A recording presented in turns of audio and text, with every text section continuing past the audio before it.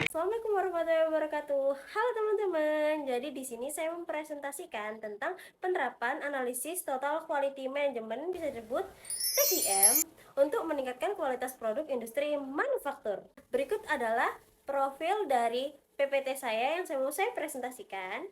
Jadi kita ke latar belakang tentang Total Quality Management, bisa disebut TIM, adalah pendekatan manajemen yang terbukti efektif dalam meningkatkan kualitas produk secara menyeluruh dan berkelanjutan. Dan TIM bukan sekedar alat untuk mendekatan kualitas, ini adalah filosofi manajemen yang melibatkan seluruh elemen organisasi, mulai dari manajemen puncak hingga karyawan di lantai produksi. Lalu kita ke pembahasan ini adalah penelitian yang diarahkan ke UKM UD Dieng Agripina yang berada di Wonosobo, Jawa Tengah. Dalam kegiatan operasional, UKM ini melakukan beberapa jenis pekerjaan untuk saling mendukung proses produksi sehingga distribusi produk. Nah, bagian produk bertanggung jawab pengelola bahan baku menjadi produk, jadi melalui tahapan seperti penyucian, pemotongan, pengolahan, pemasakan, dan setelah proses produksi selesai, produk ditangani oleh bagian pengemasan yang bertugas mengemas, menimbang, dan memberi label dalam produk agar siap dipasarkan. Sebelum kita lanjut ke rumusan masalah dan tujuan penelitian, kita ke ringkasan eksekutif analisis UKM UD Dieng Agripina yang membahas tentang permasalahan industri dan masalah spesifik UKM yang mengalami defect rate tertinggi, yaitu 5,7%. Banyak masalah pada warna pudar, kemasan rusak, dan berat yang tidak sesuai.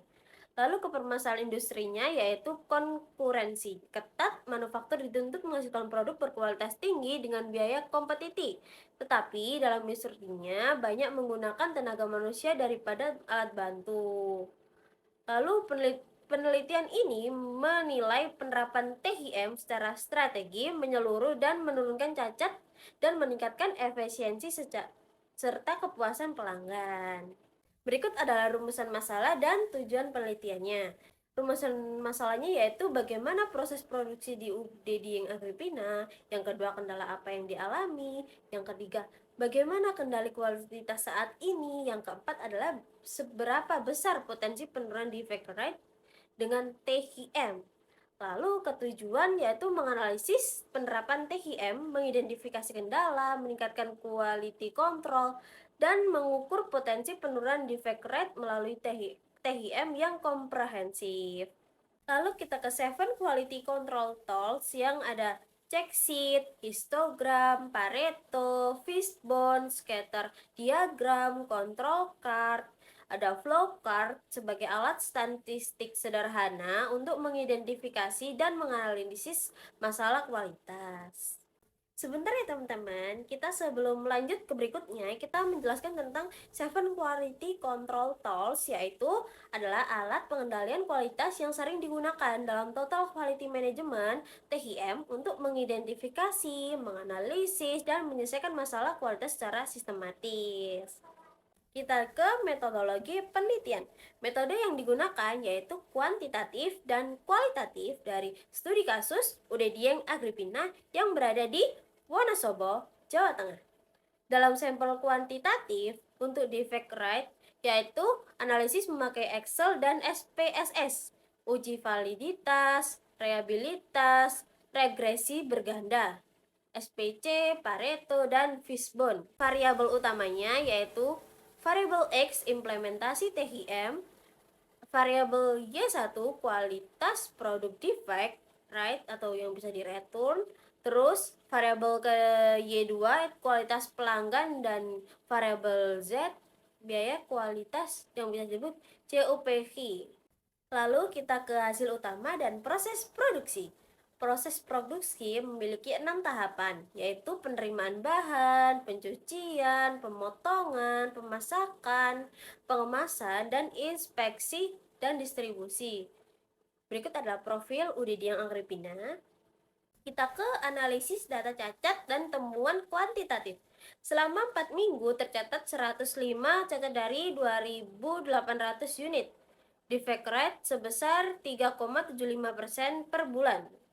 Terus ada 5 jenis cacat utamanya, yaitu warna pudar yang sebesar 38,1%, kemasan rusak sebesar 24,8%, berat tidak sesuai yang 17,1%, tekstur buruk sebesar 12,4%, dan kontaminasi sebesar 7,6%.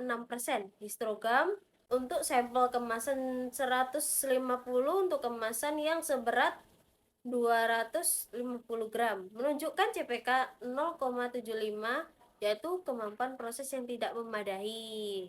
Nah, dalam THM ada yang namanya control card, yaitu peta kendali yang memiliki 3 garis utama, yaitu UCL yang bisa disebut batasan kendali atas, CL sebagai garis tengah atau rata-rata, atau LCL yang sebagai batas kendali bawah, bisa disebut rendah, gitu teman-teman. Nah, berikut adalah analisis akar masalah dan kontrol prosesnya.